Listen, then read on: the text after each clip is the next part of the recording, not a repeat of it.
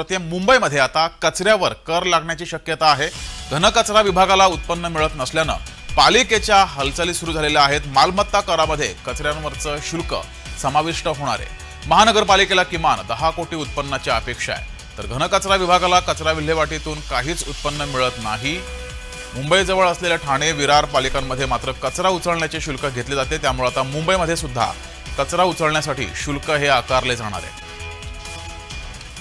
त्यामुळे पालिकेला वर्षाला किमान 10 कोटी उत्पन्न मिळण्याची शक्यता आहे।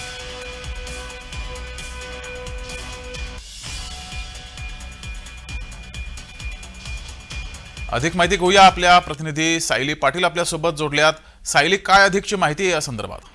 जगदीश, मुंबईत सद्यस्थितीत दररोज 6000 मेट्रिक टनांवर कचरा जमा होतोय आणि हा कचरा घनकचरा विभागाकडून जमा करून डम्पिंग ग्राउंडवर नेला जातो।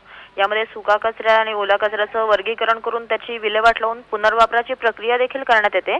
मात्र घनकचरा विभागाला कचरा विल्हेवाटीतून उत्पन्न मिळत नाही, त्यामुळे मुंबईजवळ असलेल्या ठाणे, विरार पालिकांमध्ये मात्र कचरा उचलण्याचं शुल्क घेतलं जातं आणि त्यामुळेच लवकरच मालमत्ता कराच्या युजर टॅक्स मध्ये हे शुल्क आता समाविष्ट केलं जाणार आहे आणि यामुळे कुठेतरी पालिकेला वर्षाला किमान 10 कोटी उत्पन्न मिळण्याची शक्यता देखील सांगितली जाते। जगदीश, धन्यवाद सायली दिलेल्या माहितीबद्दल।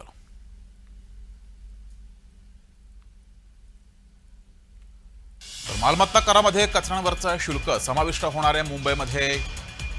मुंबईकरांसाठी ही महत्त्वाची बातमी आहे। आता मुंबई महानगरपालिकेनं कचऱ्यावर सुद्धा शुल्क आकारण्याची तयारी केलेली आहे, त्यामुळे पालिकेला वर्षाला 10 कोटी उत्पन्न मिळेल।